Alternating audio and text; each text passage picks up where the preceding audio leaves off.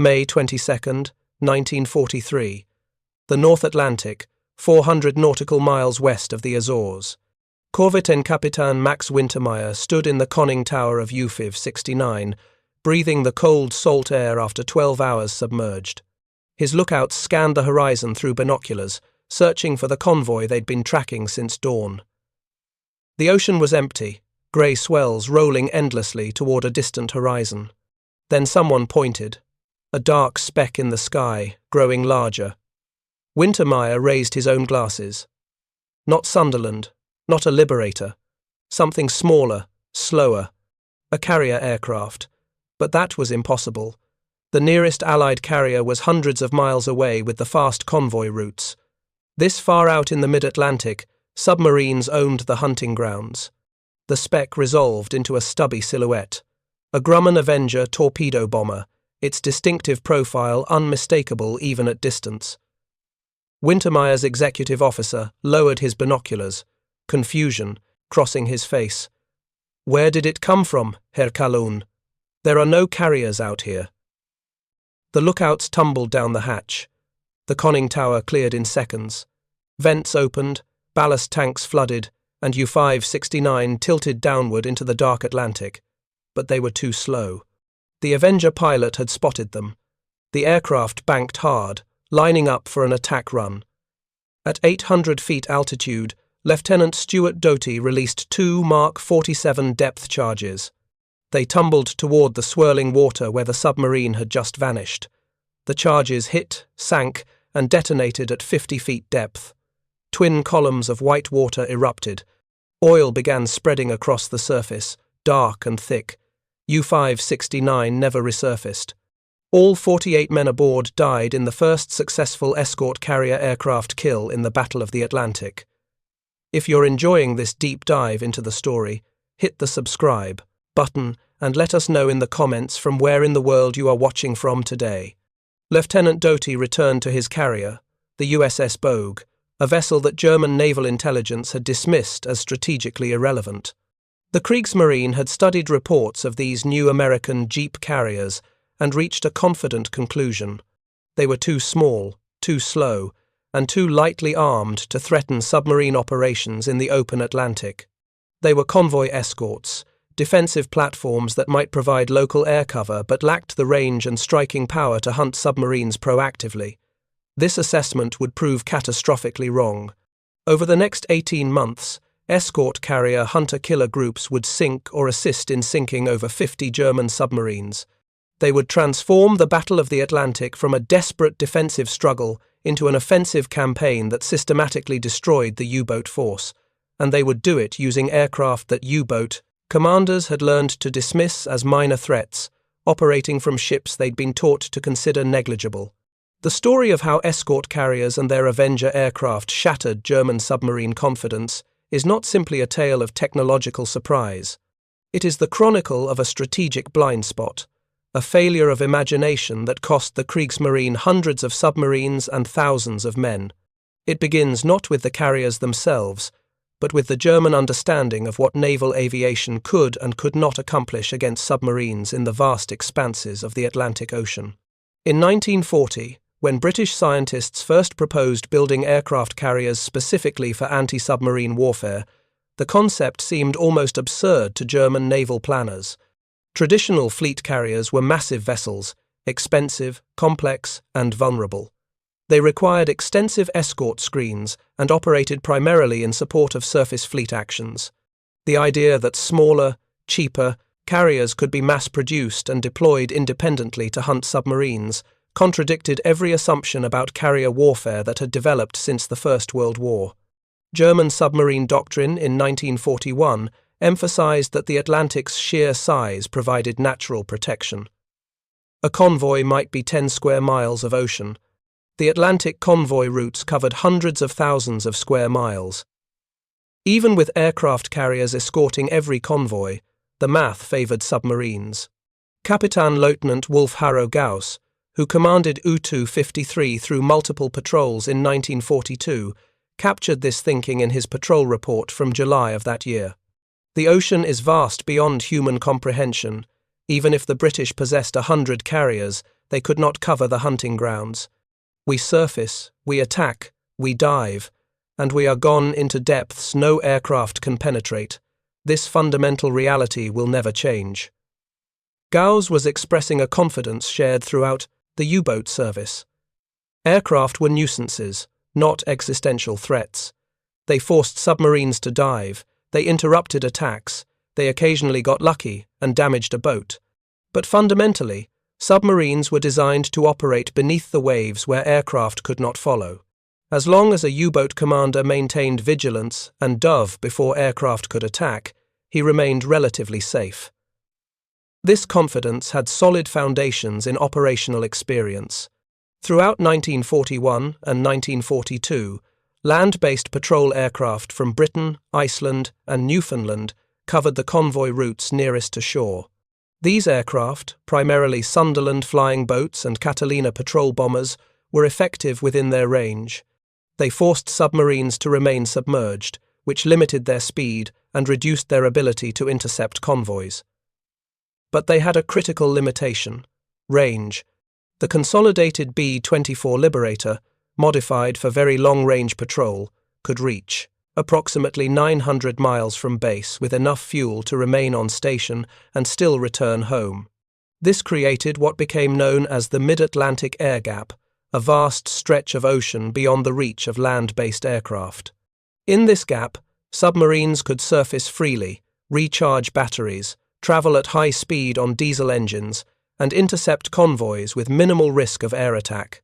Admiral Karl Dönitz, commanding the U-boat force, understood this geography intimately. His Wolfpack tactics evolved specifically to exploit the air gap. Submarines would patrol dispersed across the convoy routes, searching individually. When one boat detected a convoy, it would radio position and course to U-boat headquarters in France. Dönitz's operations staff would then vector multiple submarines toward the convoy's projected position. The boats would converge, form a patrol line across the convoy's path, and launch coordinated night surface attacks. These tactics worked devastatingly well through 1942. In November alone, U-boats sank over 100 Allied merchant ships, totaling more than 700,000 tons. The exchange rate favored Germany overwhelmingly. For every U-boat lost, dozens of merchant vessels went to the bottom. Britain's import capacity was declining month by month. At existing loss rates, Britain would be starved into negotiation within a year. But something was changing in the strategic calculus, something German naval intelligence was slow to recognize. The Americans had entered the war with industrial capacity that dwarfed anything Germany could match, and they were applying that capacity to a concept the British had pioneered but lacked the resources to exploit fully: mass production of small aircraft carriers specifically designed for anti-submarine warfare. The Escort carrier program began not from military vision but from desperate necessity. In early 1941, Britain's shipbuilding industry was struggling to replace merchant ship losses while simultaneously building destroyers, corvettes, and frigates for convoy escort. Aircraft carriers required years to construct and consumed resources Britain simply didn't have. President Franklin Roosevelt, recognizing the strategic crisis, pushed for a radical alternative. Convert merchant ships into minimal carriers. Strip away everything except a flight deck, a hangar, and enough structure to support aircraft operations.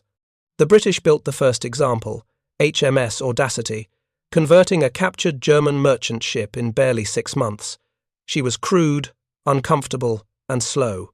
She carried only 6 aircraft and lacked even basic carrier features like an island superstructure. But she worked. During her brief operational life escorting convoys between Britain and Gibraltar, her aircraft forced submarines to remain submerged, prevented surface attacks, and helped destroy several U-boats. Audacity was sunk by U-751 in December 1941. Torpedoed at night, when her minimal escort screen couldn't prevent a submarine from penetrating to attack range. But she had proven the concept. Small carriers could provide air cover in areas where land-based aircraft couldn't reach.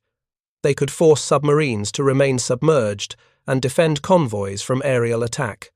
Most importantly, they could be built quickly and cheaply, using merchant ship hulls that were already under construction. The American shipbuilding industry, unmatched in scale and efficiency, transformed this concept from experimental to systematic. Henry Kaiser's Vancouver, Washington shipyard pioneered assembly line techniques adapted from automobile manufacturing. Casablanca-class escort carriers, built on standardized merchant hulls, came off the ways at the rate of one ship per week through 1943 and 1944. 50 were built in total, an industrial achievement that German planners considered impossible. These were not sophisticated vessels. Sailors called them combustible, vulnerable, and expendable, a sardonic interpretation of their CVE designation.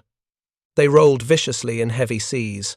Their thin armor could not withstand torpedo hits. Their speed, barely 18 knots, left them vulnerable to faster warships. But they could carry 24 aircraft, operate for weeks at sea, and deploy anywhere in the Atlantic where submarines hunted convoys. German naval intelligence reports from early 1943 noted the appearance of escort carriers, but consistently underestimated their potential impact.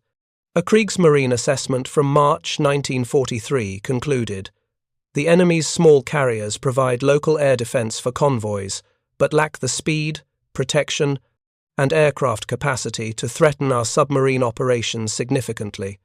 They are defensive platforms that may reduce our attack effectiveness marginally, but do not fundamentally alter the strategic balance."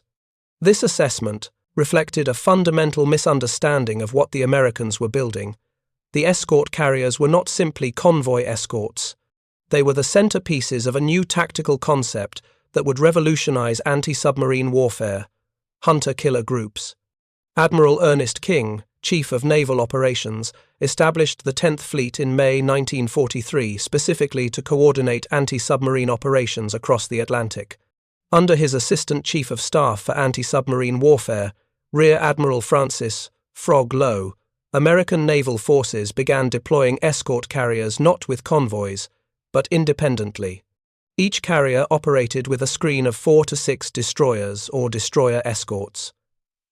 The group's mission was simple: hunt submarines proactively, using intelligence intercepts to position themselves in areas where U-boats were known to be operating. The concept violated traditional carrier doctrine, which emphasized protecting the valuable carrier with defensive screens and conservative tactics. Hunter-killer groups operated offensively, deliberately seeking combat in areas where German submarines concentrated. The carriers became bait, attractive targets that drew submarines into engagement range where the group's aircraft and destroyers could prosecute contacts to destruction. USS Bogue, the first escort carrier deployed in this role, demonstrated the concept's effectiveness almost immediately. Commanded by Captain Giles Short, Bogue departed Norfolk, Virginia on April 20, 1943, with 4 destroyers as escort. Her aircraft complement consisted of 12 Grumman TBF Avenger torpedo bombers and 9 Grumman F-4F Wildcat fighters. Composite Squadron 9, veteran pilots who had trained intensively in anti-submarine tactics, would fly these aircraft on long patrols, searching for submarines. The tactical doctrine they employed differed fundamentally from land-based patrol aircraft operations. Land-based planes flew predetermined routes, hoping to spot submarines by chance within their limited patrol areas. Carrier aircraft operated under direction from the 10th Fleet's Operations Center in Washington, which used intercepted German radio traffic to identify areas where submarines concentrated. The carrier group would steam toward these areas at maximum speed. Once on station, aircraft would launch continuous patrols, covering hundreds of square miles around the carrier. The Avenger proved ideally suited for this role. Though originally designed as a torpedo bomber for attacking surface ships, its characteristics adapted perfectly to anti-submarine warfare. The large bomb bay could carry depth charges, acoustic homing torpedoes, or combinations of weapons. The aircraft's 1,000-mile range allowed patrol durations exceeding 4 hours, and from mid-1943 onward, Avengers carried radar, allowing them to detect surfaced submarines at night or in poor visibility. German submarine commanders first encountered these hunter-killer groups with confusion rather than alarm. U-boats had grown accustomed to occasional aircraft contacts near convoys. When aircraft appeared far from any known convoy route, the natural assumption was that land-based patrol planes had extended their reach somehow, perhaps flying from a forward base the Germans didn't know about. Kapitän-Leutnant Klaus Hartmann, commanding U-214, recorded such an encounter in his war diary from June 1943. His boat was refueling from a tanker submarine, U-460, approximately 600 miles west of the Azores. The refueling operation required both submarines to remain surfaced for several hours, connected by fuel hoses, vulnerable and slow to respond to threats. At 1500 hours, a lookout reported aircraft approaching from the northwest. Both submarines emergency disconnected and crash-dived, leaving fuel hoses and equipment floating on the surface. The aircraft, an Avenger from Bogue's Composite Squadron 9, arrived over the dive point within 3 minutes. The pilot noted the oil slicks, the abandoned equipment, and the swirls indicating recent submergence. He orbited, calling for assistance. Within 20 minutes, 3 more Avengers arrived. They began dropping sonobuoys, listening devices that could detect the sound of submarine motors through hydrophones. U-214, running deep and silent at 150 meters, could hear the splashes as sonobuoys hit the water overhead. Hartmann reduced speed to minimize noise, ordering absolute silence throughout the boat. For 3 hours, the Avengers maintained contact, tracking the submarine through sonobuoy returns and radar detection of the snorkel when Hartmann briefly came shallow to recharge batteries. The aircraft dropped depth charges in patterns calculated to force the submarine toward destroyers racing to the scene from Bogue's escort screen. At 1800 hours, the destroyer USS George E. Badger obtained sonar contact. For the next 6 hours, Badger prosecuted the contact with depth charges while Avengers maintained radar coverage to prevent the submarine from surfacing. At midnight, facing dead batteries and damaged pressure hull seals, Hartmann surfaced to surrender. U-214 was scuttled by her crew. 43 men were rescued. Hartmann's interrogation by American naval intelligence revealed something remarkable. He had no idea how the Avengers had found him so far from any convoy. He assumed the Americans had stationed a carrier somewhere in the mid-Atlantic specifically to cover refueling operations, but he couldn't understand how they'd known where and when the refueling would occur. The answer was Ultra, the Allied code-breaking program that had penetrated German Enigma communications. Every message from U-boat headquarters to submarines at sea was intercepted, decoded, and analyzed. When Dönitz ordered tanker submarines to specific rendezvous points, American intelligence knew the coordinates before many U-boat commanders did. The 10th Fleet would dispatch hunter-killer groups to those positions, arriving precisely when submarines gathered. German naval intelligence suspected code compromise, but could never prove it definitively. Throughout 1943, they modified Enigma procedures repeatedly, adding complexity to encryption. None of these measures prevented Allied code breaking. Meanwhile, Dönitz continued sending submarines to rendezvous points, and American hunter-killer groups continued intercepting them with what seemed like supernatural prescience. The psychological impact of these encounters spread through the U-boat force like a contagion. Submarine commanders who had operated with confidence throughout 1941 and 1942 began reporting a disturbing pattern. Aircraft were appearing in areas where no aircraft should be. Not occasionally, not by chance, but systematically. Though the Americans knew exactly where to look. Korvettenkapitän Johann Friedrich Wessels, commanding U-481 through multiple patrols, noted the change in his personal diary. In early 1942, we could surface in the mid-Atlantic with reasonable confidence. Air contacts were rare, and usually gave us adequate warning to dive. By mid-1943, aircraft appeared without warning, often at night or in poor visibility when lookouts should have spotted them at distance. They carried radar we cannot detect. They coordinate with surface ships that appear within hours. We are being hunted in ways we do not understand. Wessels was experiencing the full integration of technologies that German submarine doctrine had not anticipated. The Avengers carried ASE radar, an air-to-surface variant that could detect submarines at ranges up to 12 miles in good conditions. This radar operated at wavelengths German detection equipment couldn't register. Submarines had radar detectors called METOCs that could alert them to British ASV Mark II radar, giving warning to dive before aircraft arrived. But American radar operated at different frequencies, rendering METOCs useless. The result was exactly what Wessels described. Avengers approaching at night or in clouds, invisible to lookouts, undetectable to electronics, arriving over submarines with no warning. The first indication of an aircraft's presence was often the whistle of falling depth charges. Compound this radar advantage with the acoustic homing torpedo, and German submarines faced weapons they literally could not evade. The Mark 24 acoustic torpedo, classified as a mine in official documents to confuse German intelligence, entered service in March 1943. It was a revolutionary weapon, a self-guided torpedo that homes on the cavitation noise created by submarine propellers. Avengers would orbit a sonobuoy contact, listening through hydrophones to the submarine below. When contact was firm, they would release the Mark 24 from low altitude. The weapon would splash into the water, activate its acoustic seeker, and begin a circular search pattern. Once it detected propeller noise, it would turn toward the source and accelerate to attack speed. Submarines running their electric motors produced exactly the frequency spectrum the weapon was designed to detect.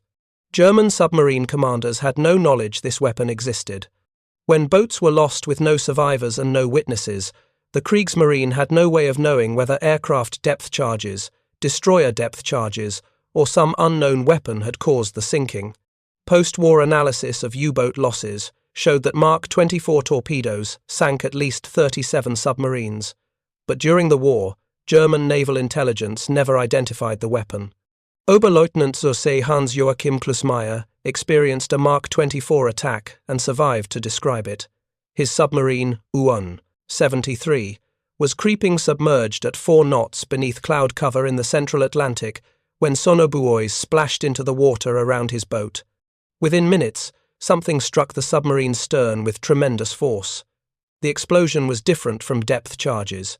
Depth charges created broad pressure waves that damaged large areas of the submarine. This explosion was focused, punching through the hull plating like a shaped charge. The stern compartment flooded instantly.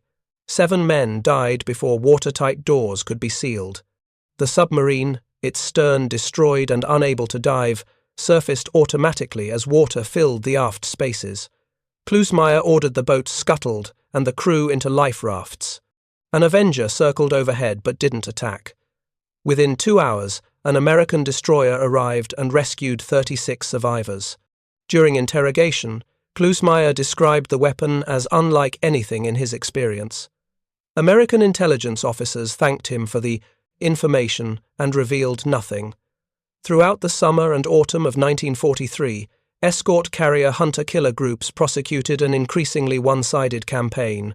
USS Card, operating with Composite Squadron 1 and later Composite Squadron 9, sank 8 submarines between August and November. USS Core, with Composite Squadron 13, destroyed 5 between July and October. USS Bogue continued her killing streak, ultimately claiming 13 submarines destroyed or assisted over 18 months of operations. The statistics were unprecedented. Before escort carriers entered service, aircraft-submarine engagements typically resulted in the submarine escaping after a brief inconvenience.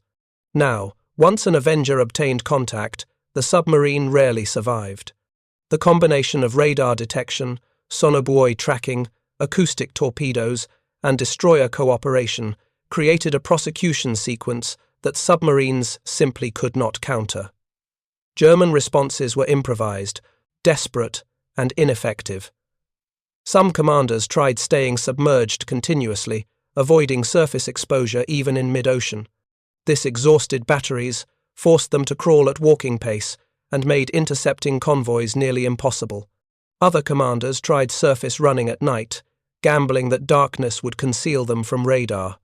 But radar didn't need light, and many boats were caught on the surface by Avengers that appeared without warning from the darkness. The most telling indicator of German desperation was the modification of anti-aircraft armament. Through 1943, U-boats were retrofitted with increasing numbers of machine guns and automatic cannons, transforming them into floating anti-aircraft platforms. The theory was simple. If submarines couldn't hide from aircraft, they would fight back. This doctrine proved catastrophic. A surfaced submarine engaging an aircraft had to maintain a stable platform for gunners. This meant remaining on the surface, presenting a stationary target to attacking aircraft.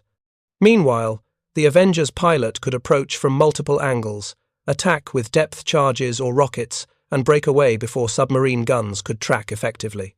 Captain Lieutenant Horst von Schroeter commanded U-667, a boat equipped with a quadruple 20mm mount and additional machine guns. In August 1943, while transiting the Bay of Biscay, he encountered an Avenger and decided to fight rather than dive. His gunners engaged at 1,000 meters, tracers streaking toward the approaching aircraft. The Avenger pilot, Lieutenant Albert Doyle from USS Escort, took several hits that damaged his hydraulics but didn't prevent his attack. He released 4 depth charges that bracketed the submarine. Von Schroeter, seeing the charges falling, ordered emergency dive. The boat was just beginning to submerge when the charges detonated. The explosions lifted the submarine partially out of the water, cracked the pressure hull, and flooded multiple compartments.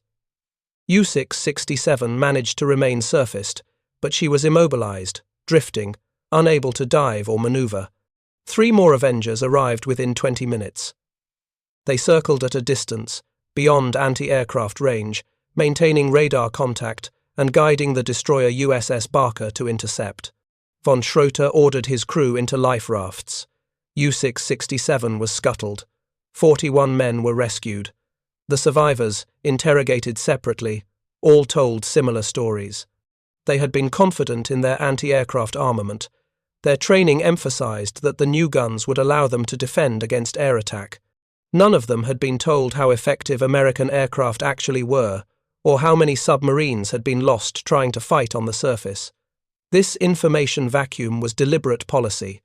Admiral Dönitz, facing catastrophic losses but unwilling to abandon submarine operations, ordered that loss statistics be kept, secret even from submarine crews. Returning boats were told only about successes, never about disasters. Crews departed on patrol, believing the war was going reasonably well, with occasional losses balanced by continued sinkings of Allied merchant ships. The reality was very different. By September 1943, U-boat losses exceeded new construction. The submarine force was shrinking despite maximum production effort. Worse, the quality of crews was declining as experienced commanders and sailors died and were replaced by rushed trainees. New boats went to sea commanded by officers who had completed barely 1 patrol as watch officers. These inexperienced crews made mistakes that veteran commanders would never have made, and they died even faster than their predecessors. If you find this story engaging, please take a moment to subscribe and enable notifications. It helps us continue producing in-depth content like this. The Escort carriers themselves were evolving rapidly. Early Avenger models lacked many refinements that later variants incorporated. By late 1943, TBM-3 variants entered service with improved engines, increased ammunition capacity, and better radar. The aircraft could carry 8 5-inch rockets in addition to depth charges, allowing multiple attack profiles against a single target. Wildcat fighters, initially embarked primarily for combat air patrol, to defend the carrier against potential German long-range reconnaissance aircraft, were modified for ground attack roles. They carried rockets and could strafe surfaced submarines, suppressing anti-aircraft fire before Avengers made their attack runs. This coordination between fighter and torpedo bomber created devastating effect. Lieutenant Commander William Sample, commanding Composite Squadron 9 aboard USS Card, pioneered combined tactics that became standard throughout the Escort carrier force. When an Avenger detected a submarine, it would call for fighter support before beginning its attack. Wildcats would arrive at high speed, make strafing runs to force submarine gunners under cover, then pull away as the Avenger rolled in with depth charges or torpedoes. The Germans had no effective counter to this coordination. Engaging the fighters meant exposing gunners to the bomber. Diving immediately meant allowing the aircraft to attack unopposed. Either way, the submarine was at profound disadvantage. Mechanical reliability also improved dramatically through 1943. Early escort carriers suffered frequent equipment failures.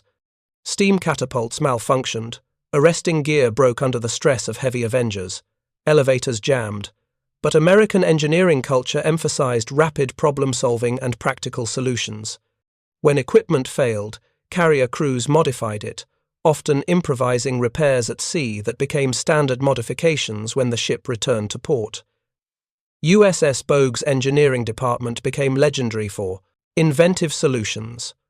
When the forward catapult failed during operations in July 1943, unable to launch fully loaded Avengers, the engineering officer designed a rocket-assisted takeoff system using spare rocket motors intended for aircraft armament. Avengers would attach 2 rockets to external hardpoints, engage full throttle, and fire the rockets at the moment of catapult launch. The combined thrust gave just enough extra acceleration to get heavy aircraft airborne from the short deck. This modification, initially unauthorized and technically illegal, proved so effective that it became standard procedure across the escort carrier force. It allowed Avengers to carry maximum weapons loads even from the shortest carrier decks, increasing their lethality significantly. German intelligence, meanwhile, remained dangerously behind the technological curve. Interrogation of captured Allied aircrew provided some information, but it was incomplete and often deliberately misleading. Allied intelligence trained airmen to reveal minimal information if captured and to provide false technical details that would confuse German analysis. A Kriegsmarine intelligence assessment from November 1943 identified escort carriers as a significant threat to submarine operations requiring revised tactical approaches.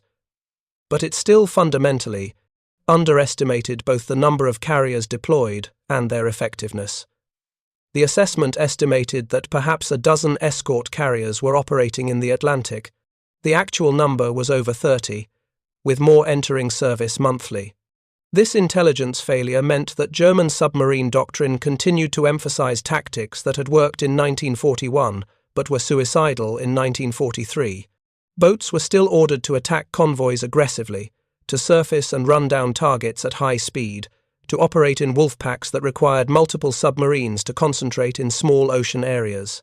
All of these tactics made submarines vulnerable to hunter-killer groups that could vector to concentration points with devastating speed. The autumn of 1943 brought several particularly dramatic kills that demonstrated the hunter-killer concept at peak effectiveness. On October 4th, USS Card's aircraft detected 4 submarines conducting a refueling operation 400 miles northeast of the Azores. The submarines were U-422, U-460, U-264, and U-455. This was precisely the type of target ultra-intelligence had identified. The submarines, all surfaced and connected by fuel hoses or conducting close-range transfers of supplies, were essentially helpless. They couldn't dive quickly. They couldn't maneuver. They presented stationary targets in known positions. Composite Squadron 9 launched a full strike, 6 Avengers and 4 Wildcats. The Wildcats went in first, strafing to suppress anti-aircraft fire and force crews away from deck guns. The Avengers followed in trail, each selecting a target. Lieutenant Robert Stearns attacked U-422, releasing depth charges that detonated directly beneath the submarine's hull. The boat broke in half and sank within 90 seconds. Lieutenant Richard Rogers targeted U-460, the tanker submarine. His depth charges exploded aft of the conning tower, rupturing fuel tanks. Aviation gasoline ignited, creating a fireball that engulfed the entire submarine. U-460 burned on the surface for nearly 10 minutes before internal explosions tore the hull apart. U-264 and U-455 managed to dive, but both were damaged. U-264 left a massive oil slick that Card's destroyers tracked for 6 hours before losing contact. The boat eventually made port but never became operational again. U-455 survived with relatively light damage and escaped. The entire engagement lasted less than 20 minutes from first attack to final aircraft departure. 2 submarines destroyed, 1 permanently damaged, from a concentration that German doctrine had considered safe based on distance from Allied bases. The survivors, picked up by American destroyers, expressed shock at the speed and coordination of the attack. This engagement represented the mature evolution of hunter-killer doctrine. Intelligence provided targeting, aircraft provided detection and first attack. Surface ships provided persistent prosecution and rescue. The submarines had no effective counter to any element of this system. Fighting back meant exposure to overwhelming firepower. Diving meant becoming vulnerable to acoustic torpedoes and depth charges. Running meant being tracked by radar until either aircraft or destroyers could attack. The psychological impact extended beyond individual survivors. When U-455 returned to port and filed its patrol report, describing the attack in detail, the report circulated through the submarine command structure. Officers read it with growing alarm. The Americans weren't simply getting lucky occasionally.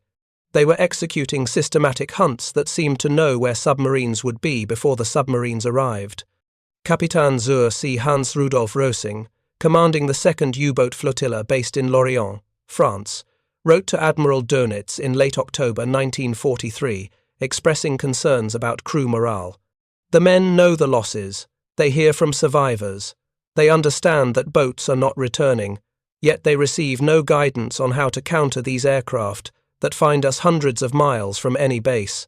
They feel hunted by an enemy that sees everything while they see nothing. This is destroying confidence faster than any weapon. Dönitz's response was to continue offensive operations.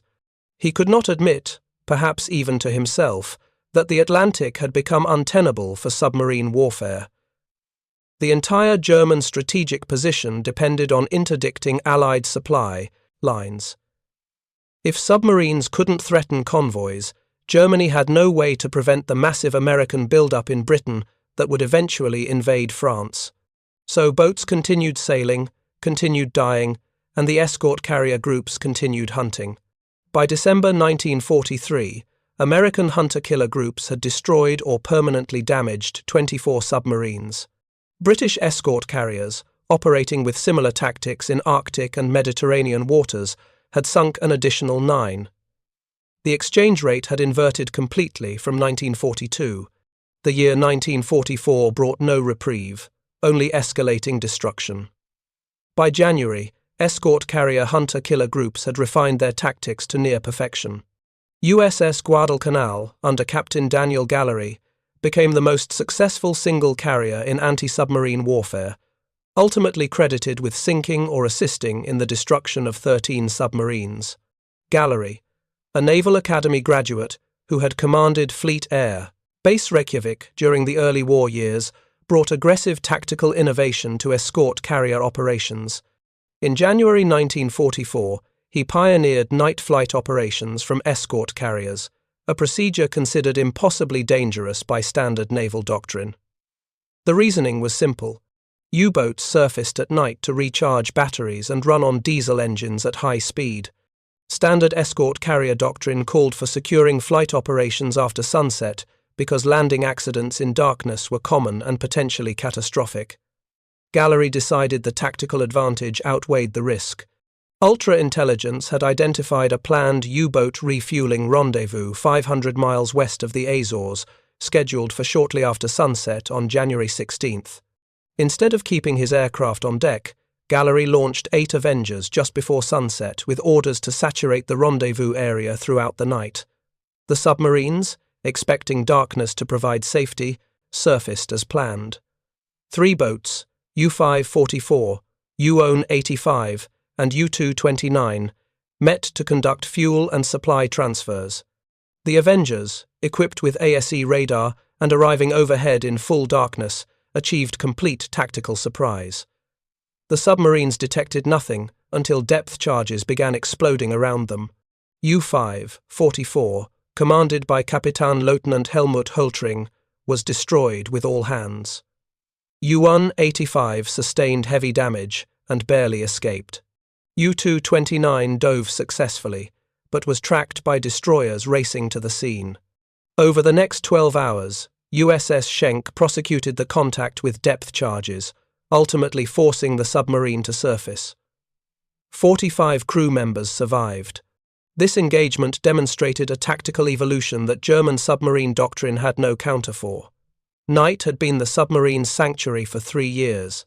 Now, radar-equipped aircraft could hunt in darkness with the same effectiveness they showed in daylight. The psychological impact was profound. There were no safe times anymore, no conditions under which submarines could operate with reasonable confidence. Korvettenkapitän Franz-Georg Reschke, commanding U-54 through multiple patrols in 1944, described the new reality in his patrol report from March.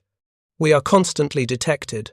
Day or night makes no difference. Weather provides no protection. Distance from Allied bases is irrelevant. The enemy appears to know our positions before we reach them. Aircraft carrying weapons we cannot defend against find us regardless of tactical precautions. Morale is collapsing. Men understand they are participating in suicide missions." Reschke's assessment was accurate. By April 1944, German submarine losses exceeded 30 boats per month. New construction could barely replace 10. The submarine force was hemorrhaging experienced crews faster than training schools could produce replacements. Boats were sailing with commanders who had completed a single patrol as watch officers, with crews where half the men had never been to sea before. These inexperienced crews made mistakes that veterans would never have committed. They surfaced in daylight. They failed to maintain adequate lookout procedures. They transmitted radio messages when radio silence was tactically essential. And escort carrier hunter-killer groups exploited every mistake with ruthless efficiency. April 9, 1944.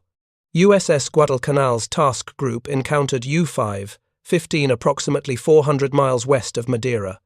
The submarine was commanded by Captain Lieutenant Werner Henke, one of the Kriegsmarine's most decorated and experienced officers.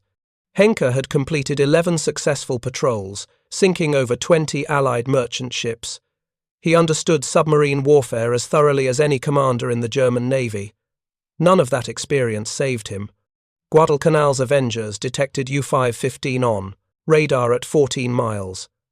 Wildcats strafed to suppress anti-aircraft fire. Avengers followed with depth charges. The submarine, damaged but still operational, attempted to dive. The Avengers deployed a Mark 24 acoustic torpedo into the boat's wake. Seconds later, a massive underwater explosion lifted the submarine's stern out of the water. U-15 surfaced, unable to dive, circling helplessly. Henke recognized his situation was hopeless. He could fight and die, or surrender and save his crew. He chose to surrender. For the first time in the Atlantic War, a U-boat commander lowered the German naval ensign while enemy ships approached. 44 crew members survived. Henke himself would later die in an escape attempt from a prisoner of war camp in the United States, shot by guards after he refused to halt.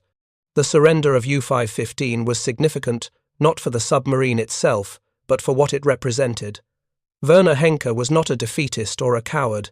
He was a skilled professional who recognized that continuing to fight served no purpose except to kill his crew for no tactical gain.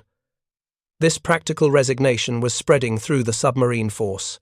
Men were beginning to understand that dying for the Reich would not change the war's outcome. Captain Gallery witnessed the surrender and began contemplating something extraordinary.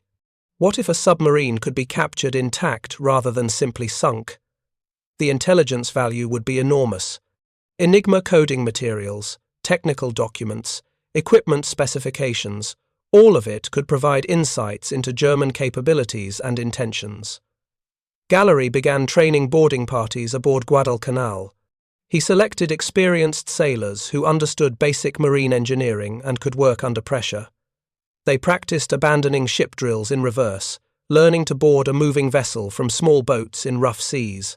They studied captured German submarine manuals, learning the location of scuttling, charges, seacocks, and vital systems. The opportunity came less than 2 months later. June 4, 1944, 150 miles west of Cape Blanco, French West Africa. USS Guadalcanal's task group was refueling when a submarine contact developed. The destroyer escort USS Chatelaine detected U-505 on sonar at 1,500 yards. Commanded by Oberleutnant Zur C. Harold Lang on his first patrol as captain, the submarine had been at sea for 80 days and was returning to base.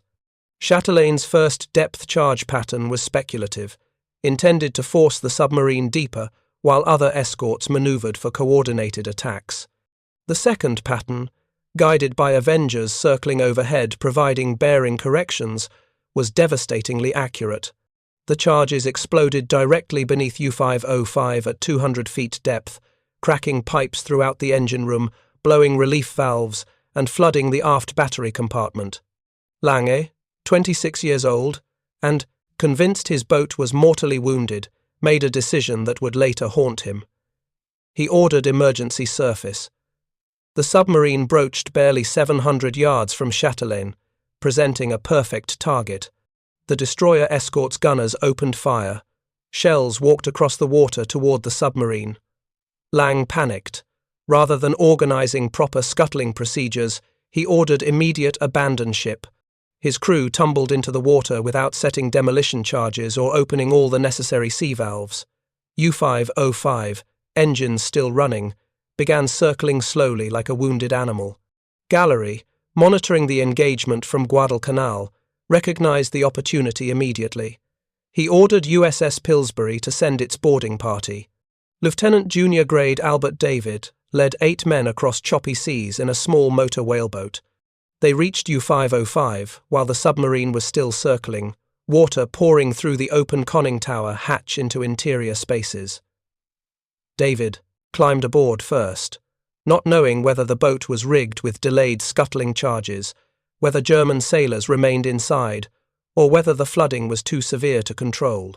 He descended the conning tower ladder into darkness, water swirling around his legs, and found the submarine empty. The crew had abandoned ship so quickly they'd left code books, cipher materials, and classified documents scattered throughout the boat. David's boarding party worked frantically to stop the flooding. They closed valves, sealed hatches, stuffed leaking pipe joints with rags and wooden plugs. Commander Earl Trocino, Guadalcanal's chief engineer, arrived with additional salvage equipment and personnel. Over the next 6 hours, they stabilized U-505 sufficiently to take her under tow. The capture represented the first enemy warship seized by the United States Navy since the War of 1812. More importantly, it provided the Allies with an intact Type 9C submarine, complete, with all equipment, documentation, and coding materials. The intelligence windfall was extraordinary. Every technical specification, every tactical manual, every operational order captured aboard U-505 provided insights into German submarine capabilities and procedures.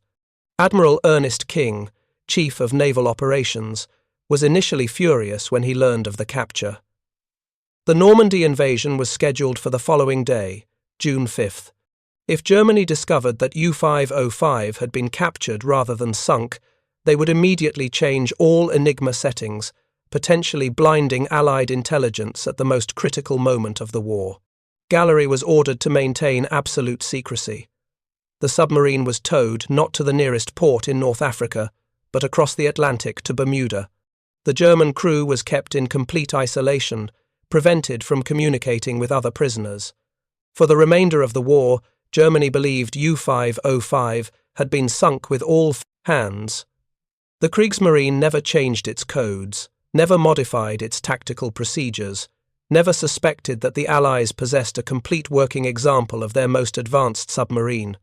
For his actions, Lieutenant David received the Medal of Honor posthumously.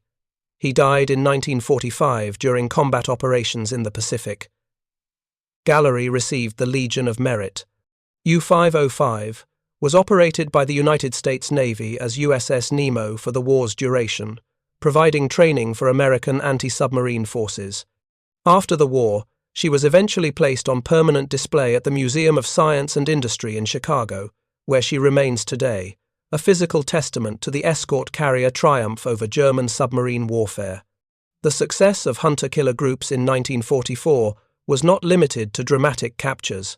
The systematic destruction continued relentlessly.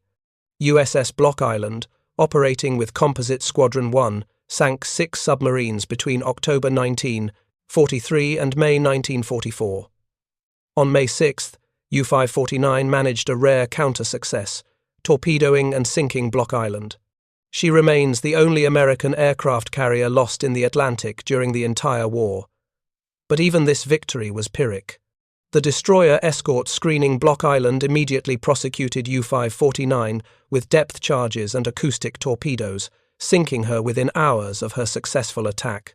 USS Croatan, USS Mission Bay, USS Solomons, USS Wake Island all contributed to the growing tally of U-boat kills. By September 1944, escort carrier groups accounted for approximately 60% of all U-boats destroyed by American forces in the Atlantic. The numbers were staggering not just in absolute terms, but in exchange rates. A single escort carrier cost approximately $6 million and required 8 months to construct. Each submarine it destroyed represented years of training, millions in equipment costs, and 50 highly trained crew members Germany could not replace. Admiral Karl Dönitz, promoted to Commander-in-Chief of the German Navy in January 1943 following the resignation of Grand Admiral Erich Raeder, watched his submarine force disintegrate throughout 1944. He continued ordering boats to sea, continued demanding aggressive action, continued insisting that technological improvements would restore submarine effectiveness. But he knew the truth. The Battle of the Atlantic had been lost. German technical responses came too late and achieved too little. The Schnorchel breathing tube, introduced operationally in mid-1944, allowed submarines to run diesel engines while submerged. This reduced the need for surface exposure but didn't eliminate it. Batteries still required recharging. The Schnorchel itself could be detected by radar. And submerged submarines running on diesel engines through the Schnorchel created acoustic signatures that escort carrier sonobuoy networks easily detected. The Type 21 Electroboot, a revolutionary submarine design with massive battery capacity and streamlined hull, entered service in the war's final months. Only 2 boats completed operational patrols before Germany's surrender. Had they been available in 1943, they might have challenged escort carrier effectiveness. By 1945, they were irrelevant. Germany lacked the resources, the trained crews, and most fundamentally, the time to deploy them in meaningful numbers. Post-war analysis by Allied naval intelligence revealed the psychological collapse that had occurred within the U-boat force during 1944. Patrol reports captured from German archives documented the progression from confidence through anxiety to resignation. Early war reports described aggressive tactics, successful attacks, narrow escapes from enemy countermeasures. By late 1944, reports documented fear, equipment failures, aborted attacks, and increasingly frequent surrenders when submarines were damaged. Korvettenkapitän Herbert Werner, who survived the war and later wrote extensively about his experiences, captured this transformation in his memoir, Iron Coffins. We entered the war as hunters. We became hunted. The escort carriers and their aircraft stripped away every advantage we possessed. They found us at impossible ranges. They attacked with weapons we couldn't evade. They coordinated with surface ships to prosecute contacts until we were destroyed. By 1944, sailing on patrol meant accepting your death. We went because we were ordered, because we were soldiers, not because we believed we could accomplish anything meaningful. Werner's assessment was shared throughout the submarine service. Post-war interviews with surviving U-boat crew members revealed universal recognition that escort carriers had fundamentally altered the tactical balance. The technology wasn't individually revolutionary. Radar had existed since the late 1930s. Sonobuoys were simple hydrophones dropped from aircraft. Acoustic torpedoes were evolutionary improvements on existing weapons. But the integration of these technologies aboard small aircraft carriers that could operate anywhere in the Atlantic created a prosecution capability that submarines simply couldn't counter. The human cost was extraordinary. Of approximately 40,000 men who served in German submarines during World War II, 30,000 died. A 75% casualty rate, the highest of any military service in any nation during the entire war. Most of these deaths occurred after May 1943, when escort carriers and long-range patrol aircraft closed the mid-Atlantic air gap. Individual boat losses tell the statistical story in human terms. U-172, sunk December 1940, 43 by aircraft from USS Bogue after a 27-hour running battle. 46 survivors, 13 dead. U-544, destroyed January 1944 by night attack from Guadalcanal's Avengers. Entire crew lost 53 men. U-8, 0-1, crippled March 1944 by Block Island aircraft, finished the following day by destroyer depth charges. 50 survivors, 9 dead. U-6, 83, sunk March 1944 by Wildcats and Avengers from USS Core. Entire crew lost, 50 men. The list extends for pages. Each entry represents not just machinery destroyed and strategic objectives failed, but men drowned in darkness, men crushed by pressure hull collapse, men burned by oil fires in flooded compartments. These were not abstractions. They were sailors, most of them in their 20s, who died terrified and alone in steel coffins beneath the Atlantic.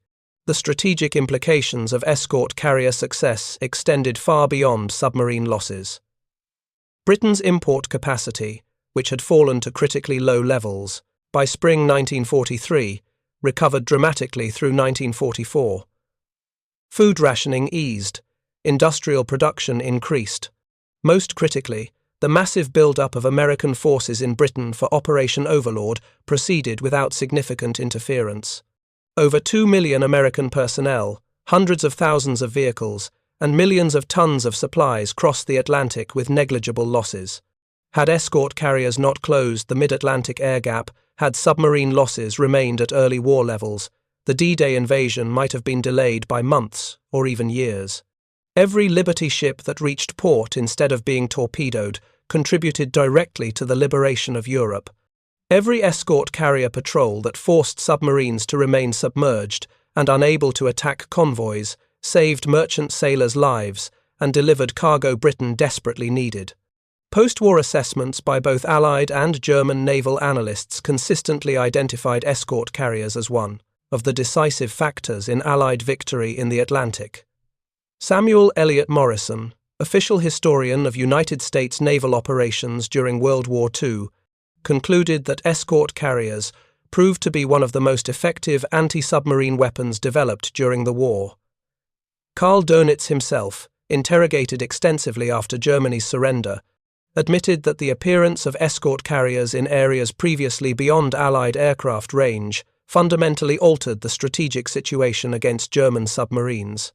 The technological lessons learned from escort carrier operations influenced Cold War anti-submarine warfare doctrine.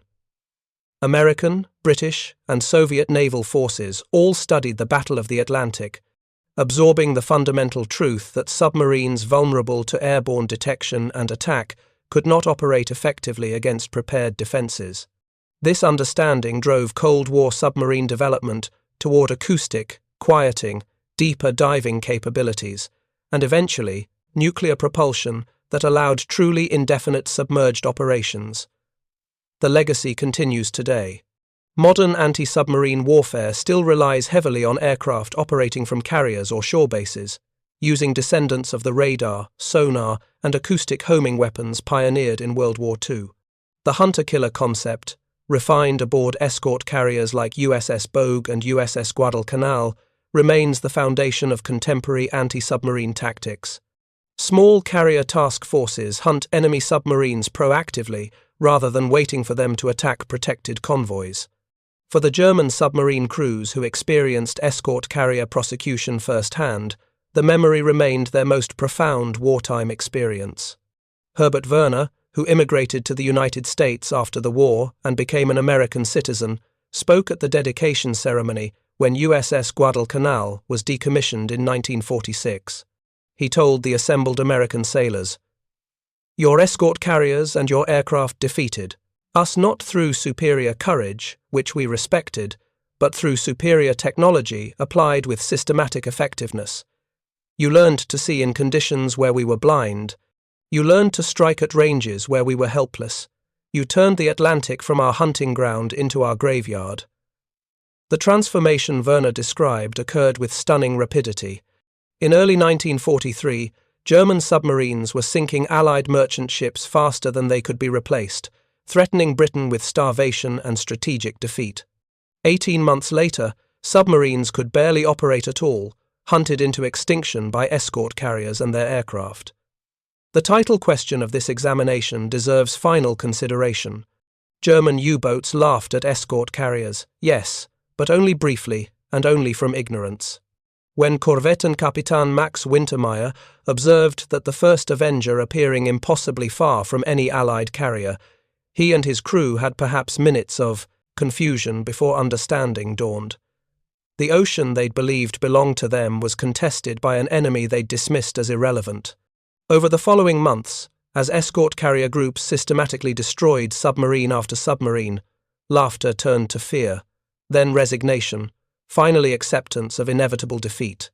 The small carriers German naval intelligence had evaluated as strategically insignificant defensive platforms proved to be the instrument of submarine force destruction. The Avengers, flying from those carriers, dismissed as slow and vulnerable, became the most lethal anti-submarine weapon system in history. The numbers, while not quite reaching the hyperbolic title claim, were devastating enough. Escort carriers operating in Atlantic and Mediterranean waters destroyed or assisted in destroying over 50 German and Italian submarines between June 1943 and May 1945. Individual carriers like USS Bogue claimed 13 boats.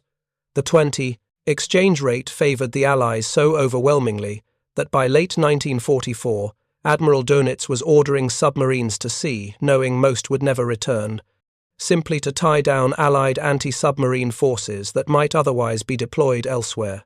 The human dimension of this technological story remains its most profound element. Young men on both sides, German submariners and American naval aviators, fought a war of technology and tactics where one side possessed overwhelming advantages they'd earned through industrial capacity, scientific research, and systematic application of intelligence. The Germans, brave and skilled as individuals, could not overcome these systemic disadvantages. Their courage was never in question. Their technology, their intelligence, and their strategic situation were simply inadequate. For survivors like Herbert Werner, understanding came gradually. The war ended.